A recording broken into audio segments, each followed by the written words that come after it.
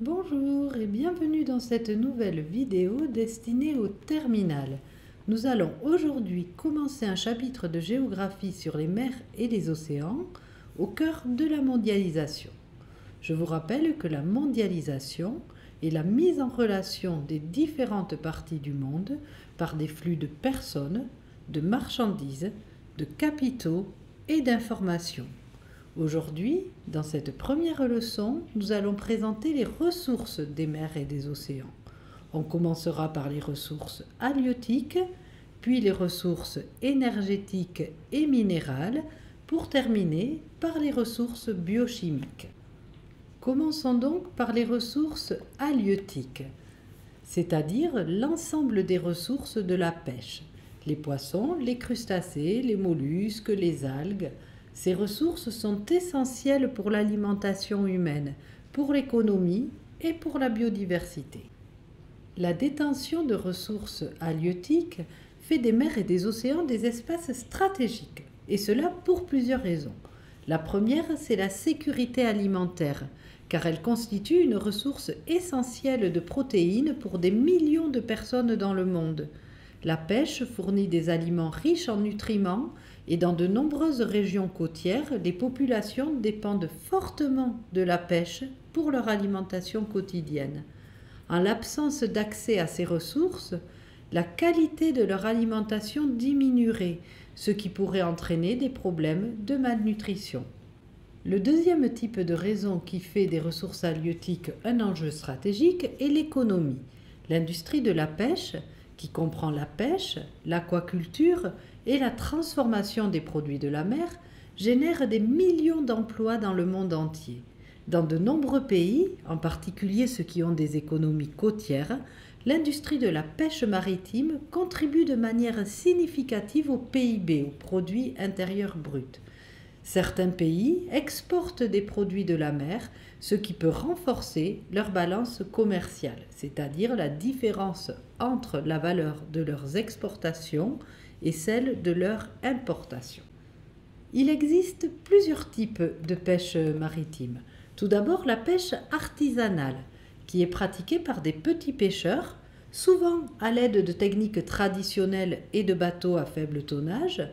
Ces pêcheurs artisanaux sont souvent des membres des communautés côtières qui dépendent de la pêche pour leur subsistance. Ils pêchent sur des canaux, des barques ou de petits bateaux adaptés à la navigation dans les eaux côtières. Ils utilisent des filets, des lignes à main, des pièges et d'autres équipements peu coûteux. Ils ciblent généralement des espèces locales et la plus grande partie de leur production est destinée à la consommation personnelle et contribue à la sécurité alimentaire des communautés locales. Les surplus de poissons sont vendus sur les marchés locaux, fournissant ainsi un revenu supplémentaire aux pêcheurs. La pêche industrielle, quant à elle, utilise de grands navires spécialisés. Ils sont souvent équipés de technologies avancées, comme des systèmes de navigation sophistiqués, des sonars pour localiser les poissons et des équipements de capture automatisés. Les poissons et autres produits de la mer capturés sont souvent destinés à l'exportation vers des marchés internationaux où ils peuvent être vendus à des prix plus élevés. Cela inclut des espèces commerciales populaires comme le thon, le saumon et les fruits de mer. La surpêche est un problème majeur associé à la pêche industrielle. La surpêche, c'est lorsque la capture des poissons se fait à un rythme supérieur à leur capacité de reproduction. Cela peut entraîner l'épuisement des stocks de poissons, mettant en péril non seulement les espèces ciblées, mais aussi les écosystèmes marins dans leurs ensembles, car toutes les espèces sont liées entre elles. Les méthodes de pêche industrielle peuvent également entraîner des prises accessoires, c'est-à-dire la capture non intentionnelle d'autres espèces, y compris des espèces menacées ou protégées. L'aquaculture désigne l'élevage de poissons, de crustacés, de mollusques, d'algues ou autres espèces aquatiques dans le but de les commercialiser. Avec l'augmentation de la population mondiale et une demande en hausse pour les produits de la mer, l'aquaculture offre une solution pour produire des protéines marines de manière durable sans dépendre uniquement de la pêche sauvage. On peut ainsi alléger la pression exercée sur les stocks de poissons sauvages et contribuer à leur conservation. L'aquaculture contribue à la sécurité alimentaire en fournissant une source stable et accessible de protéines pour les populations, en particulier dans les pays en développement où la consommation de produits de la mer est plus élevée. Elle génère des emplois dans les communautés côtières, non seulement pour les aquaculteurs, mais aussi pour ceux qui travaillent dans la transformation, la distribution, la vente des produits. Nous allons à présent passer à la seconde partie de la leçon sur les ressources énergétiques et minérales. Les mers et les océans sont riches en ressources énergétiques, particulièrement en hydrocarbures. Les réserves de pétrole se trouvent dans les zones côtières, mais aussi dans les eaux profondes. L'extraction du pétrole se fait alors via des plateformes offshore, qui sont des installations construites en mer pour forer des puits de pétrole. Ces plateformes peuvent être stationnaires ou flottantes. Le gaz naturel est également extrait par des plateformes offshore. Le gaz naturel est considéré comme une source d'énergie plus propre par rapport au charbon ou au pétrole, car il émet moins de dioxyde de carbone lors de sa combustion. Il existe aussi des parcs éoliens offshore. Les vents marins ont tendance à être plus puissants et plus fiables que les vents terrestres, ce qui permet une production d'électricité plus stable. Étant situés en mer, ces parcs sont moins susceptibles de causer des nuisances sonores ou visuelles pour les populations côtières. Les éoliennes offshore sont généralement plus grandes et plus efficaces, permettant de produire plus d'électricité que les éoliennes terrestres. Mais leur installation et leur entretien est coûteux en raison des conditions maritimes difficiles. L'énergie marémotrice, quant à elle, exploite le mouvement des marées, c'est-à-dire l'alternance de la montée et de la descente des eaux, pour produire de l'électricité. Des barrages marémoteurs sont construits sur des estuaires ou des baies pour capturer l'eau à marée haute et la libérer à marée basse à travers des turbines, ce qui génère de l'électricité. Certaines installations utilisent des turbines sous-marines qui tournent lorsque l'eau des marées passe à travers elles, produisant de l'électricité de manière continue. L'énergie marémotrice est plus prévisible que d'autres formes d'énergie renouvelable, comme l'énergie solaire ou éolienne, car les marées suivent un rythme régulier. Elles sont cycliques, alors que pour les énergies solaires et éoliennes, il faut qu'il y ait du soleil ou du vent, bien sûr, ce qui n'est pas permanent. L'énergie des vagues exploite la force et le mouvement des vagues de l'océan pour produire de l'électricité. Bien que plusieurs projets soient en cours, l'énergie des vagues est encore en phase de développement et il existe des défis techniques à surmonter pour améliorer l'efficacité et la rentabilité de ce système. Enfin, l'énergie thermique des océans exploite les différences de température entre les eaux de surface qui sont réchauffées par le soleil et les eaux plus profondes qui restent froides. Après les ressources énergétiques, nous allons présenter les ressources minérales. Parmi ces ressources, il y a tout d'abord les sables et granulats. Ils sont principalement utilisés dans la construction et les infrastructures pour la fabrication de béton et d'asphalte. Les minéraux polymétalliques contiennent plusieurs métaux précieux ou stratégiques, souvent extraits des fonds marins.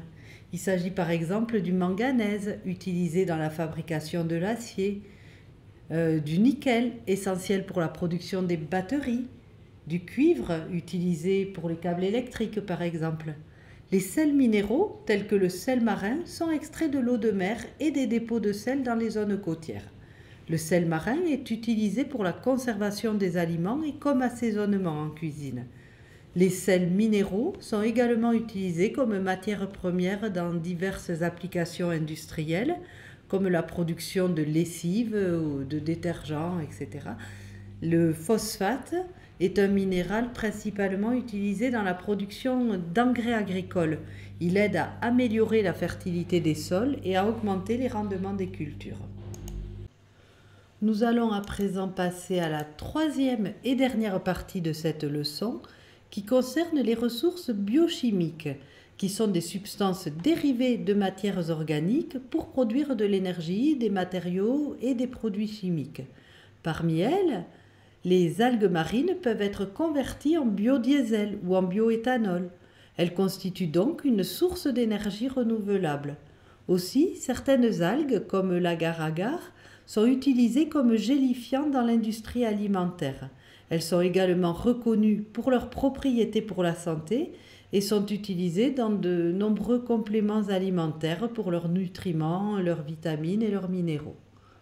Le phytoplancton est un groupe de micro-organismes aquatiques qui flottent à la surface des eaux marines et constitue la base des chaînes alimentaires marines.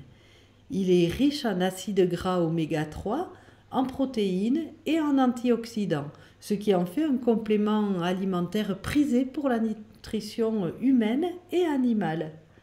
Les extraits de phytoplancton sont également utilisés dans les cosmétiques pour leurs propriétés hydratantes, anti-âge et antioxydantes.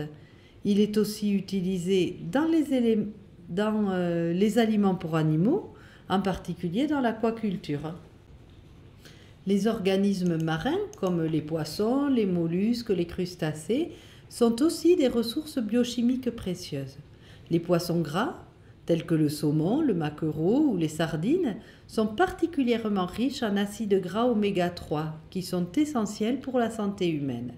Ces acides gras sont connus pour leurs effets bénéfiques sur la santé cardiovasculaire, la réduction de l'inflammation et le soutien du développement cognitif.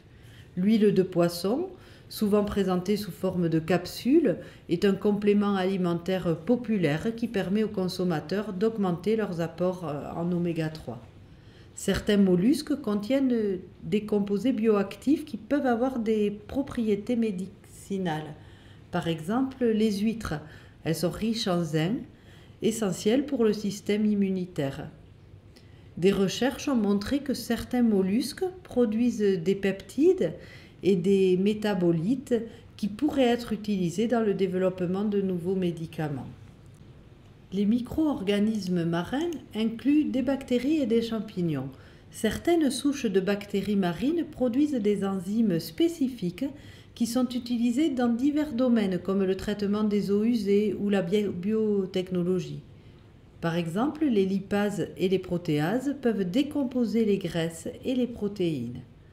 De nombreuses espèces de bactéries marines produisent des composés antibactériens et antifongiques qui peuvent être exploités dans le développement de nouveaux médicaments. Certains champignons marins peuvent avoir des propriétés pharmacologiques et être utilisés aussi dans l'alimentation et la cosmétique. Voilà, nous arrêtons là cette leçon sur les ressources maritimes. Je vous souhaite de bonnes révisions et je vous dis à bientôt.